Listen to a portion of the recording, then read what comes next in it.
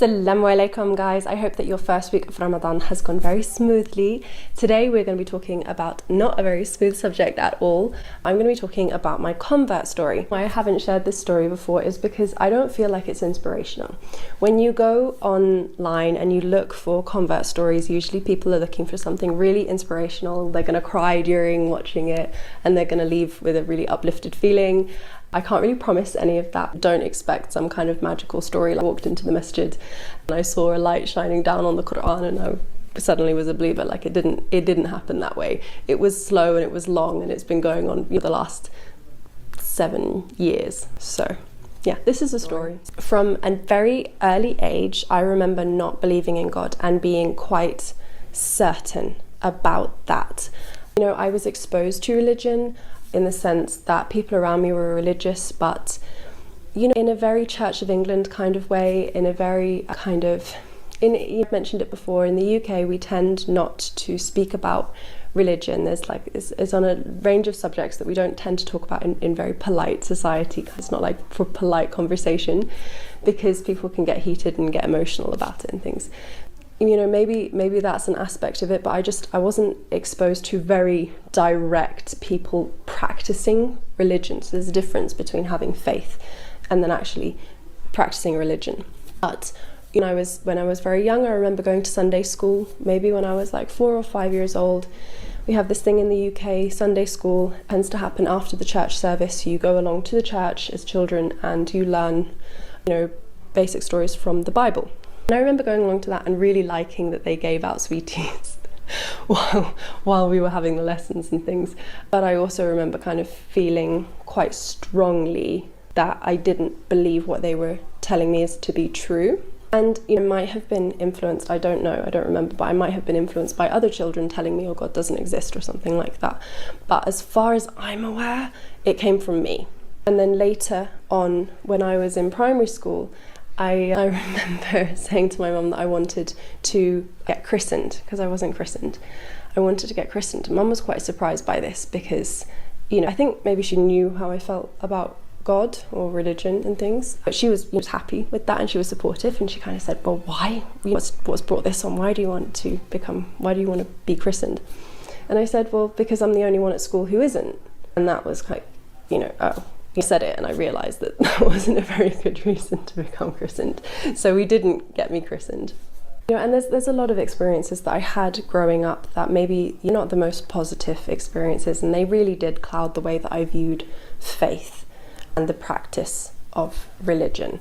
And I don't really want to get into talking about those things and my negative encounters. So let's just leave it that I had some bad encounters with people trying to convert me and things like that. You know, I already had this mixed feelings and this kind of like almost tumultuous relationship with faith, being very kind of strong in that I didn't believe in God and that organized religion is the whole concept and all of these like teenage type things.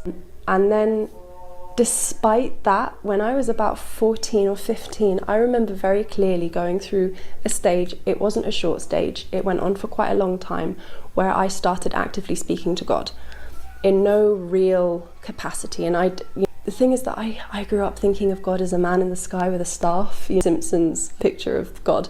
That's kind of how I saw God. And then when I was 14, 15, maybe 16 years old, I started to speak to God, but it wasn't God. I didn't give it a name.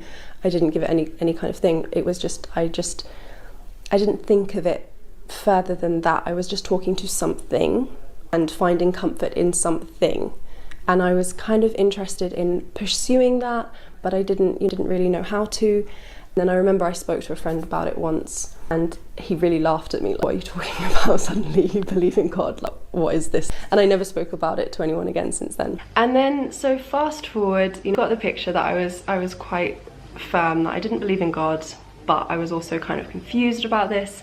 And also I think that when people take on these really, really strong beliefs against something, I feel like sometimes that indicates that they are struggling with something else or they're struggling to deal with that in some way. Then I met my husband, my now husband, and it was a real shock to me because I didn't know that he was Muslim when I first met him. There was nothing about him to tell me that he was Muslim. You know, I served him bacon and he very kindly refused to eat it, and I didn't really know why he didn't want to eat bacon, but it didn't cross my mind for a second that he might not eat it for religious reasons. And then later on it came up in conversation in a very natural way, and I was really shocked because I had a perception about Muslims and about Islam, and he did not fit it. And yet he was practicing Muslim and very certain of his belief. He answered any questions that I had, and I had a lot of questions. I wanted to know the answers behind 9/11. I wanted to know the answers behind Boko Haram. I wanted to know the answers behind hijab, because I hated hijab. I wanted to know the answer behind halal meat, because I was certain that this is some kind of torture for animals, and all of these things. And in a very moderate, in a very thoughtful and calm way, he talked me through everything, every question that I had. He answered them.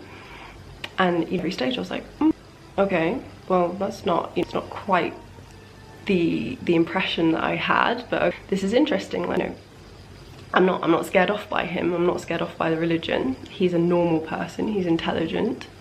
He's living his life in a normal way, and he happens to be Muslim. And it took a long time to explain things to me, because it was, we were dismantling a whole lifetime of stereotypes and perceptions that I had, and we had to kind of go back to the basics and really, it took a long time to explain a lot of the things about Islam to me. But I wasn't about to convert, and I was very clear about that, and my husband respected that. And he taught me how to be respectful of all religions as well, because honestly I wasn't being respectful of any religion. And then I came to Jordan, and that wasn't going to change. I was still very clear that I'm not a Christian, I'm not a Muslim, I'm not anything. But here in Jordan it's very hard to say that. He introduced me as a Christian, and people said Happy Christmas to me and Happy Easter to me, because of course you celebrate all of those events in a cultural way, not in a religious way. And I said Happy Eid to them, and everyone was very respectful, and it was just a lot of mutual respect. But the thing that changed, the next thing, first thing was meeting my husband, and then the second thing was that once I was in Jordan and I was surrounded by people practicing faith, whether a Christian faith or Muslim faith, because I was at the time, the first few years that I worked here in Jordan, that I lived here in Jordan, I worked at a Christian organisation. I was exposed to religion on a broad sense, and I realised at some point in the first year, I do believe in God. But it was just that I believed that there is a God, and it didn't go further than that. And I decided I have to pursue learning about religion, because I'm in a religious country, and because I have married a religious man, and I'm surrounded by people who practice religions. If we were going to start a family, then I needed to be respectful of my children as well, and be as knowledgeable as I could for their sakes. Even though at the time I still had this really quite immature notion that we wouldn't raise our children with any faith, that they would choose their faith when they grew up and they were old enough to make a decision for themselves, because I didn't want to brainwash our children or something like that. When I look back at that, and I think it's so funny, because it was such a kind of immature way of looking at faith, and it just really showed that I didn't understand what it is to have faith and to practice religion. I continued reading the Quran over this period of time, even though being very, very clear that I wasn't converting or anything like that. And I think one of the things with my conversion story is that every stage in this story is punctuated by me overcoming some disbelief that I had. The first one was God. The first one was, I realizing I believe in God. The second one was like, do I believe in Jesus? Do I believe in the Prophet Muhammad? Do I believe in, and like this. And when I confronted myself with this question, do I believe in the Prophet Muhammad? I said, no, I don't believe. And I had to put a pin in that and come back round to it, because I couldn't get my head around it. He was new to me, and I didn't know him.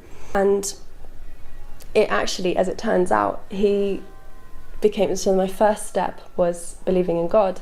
The final step, I went through all of these different steps. The final step was me realizing I believe in the Prophet Muhammad. And I just think that that's really beautiful, that the first step was punctuated by God, and the final step was punctuated by the Prophet, and everything else that came in between was it was just like filler material or something. The second thing I had to come across like angels. Well, I was like, well, I don't really believe in angels. And then I started to read about angels and learn about jinn, and learn as much as I could and put it into different contexts and use different sources. And in the end I was like, I believe in this. And then every step was like that. But this was a period, it just went on across 7 years. Every time I came up against a point that it didn't work in my head, I couldn't agree with it, or I just couldn't understand it, then I would go away and I would learn about it. And this is how I learned not just to accept the faith on behalf of the people around me and respecting the people around me, but I saw the beauty in it, and it was that it made sense. In hindsight, this wasn't just a process of me learning about a faith in an academic kind of sense. This was a process of me dismantling everything that I knew about the world and myself, not just Islam, not just the stereotypes I had about Islam and Muslims. It was about dismantling everything that I knew and learning everything afresh. And I look back on it and I'm really, it was a huge thing going through that, and it was emotional turmoil, and it wasn't all highs. It wasn't this beautiful thing like walking in the masjid and seeing the Quran glowing and saying La ilaha. It wasn't as simple as that. It was punctuated by so much struggle and so much learning and so much effort. And I had to visit all of these places in my mind that were uncomfortable, and I had to go through all of these different changes and just revisit all of these different things. And it wasn't inspirational, it was slow, and it was quite arduous. But I think that the lesson that has taught me, that's the most important lesson for me personally, is that the faith is a journey, and it's not always easy. Sometimes it's really hard. Like I said, the Prophet is the last step for me. I'd covered everything with the obvious things, not everything, but I'd covered all of the obvious things that I wanted to grapple with, and then I came back to the Prophet sallallahu alaihi wasallam, and I was like, well, where do I begin? And someone told me, read the biographies, learn about him within a context. I read 3 biographies. I read a biography by a Muslim.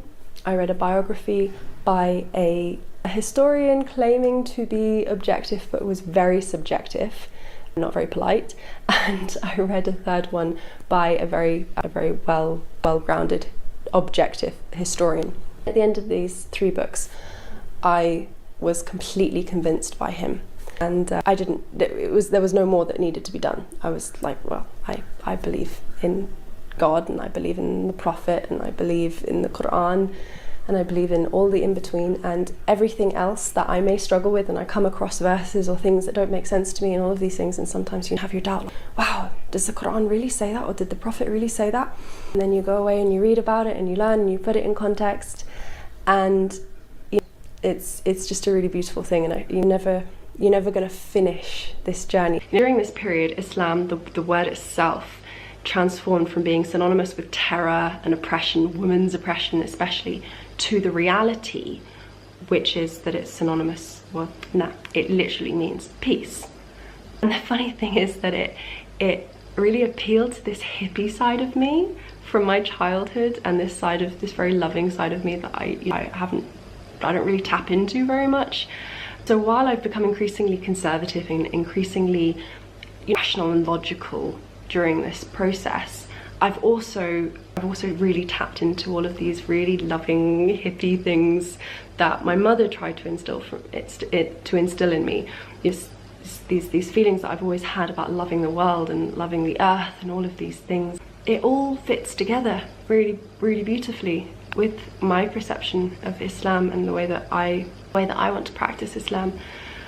So I think that it's just really beautiful, because it's so complex that you can hold these 2 things that you might think of as being antithetical, really loving, really beautiful feelings, and very logical and very practical things as well. Yes, I was convinced. It was around Christmas 2019 that I finally said the words out loud to my husband.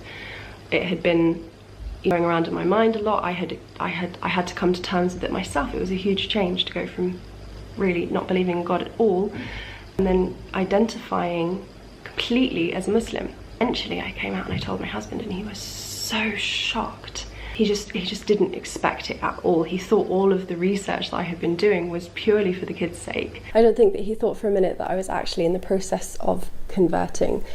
So yeah, when people say like, oh, you converted for your husband, it's really it couldn't be further from the truth. But essentially that is my story. There's a lot more to be said, and there's a lot more in between, but that's basically the bare bones of the story.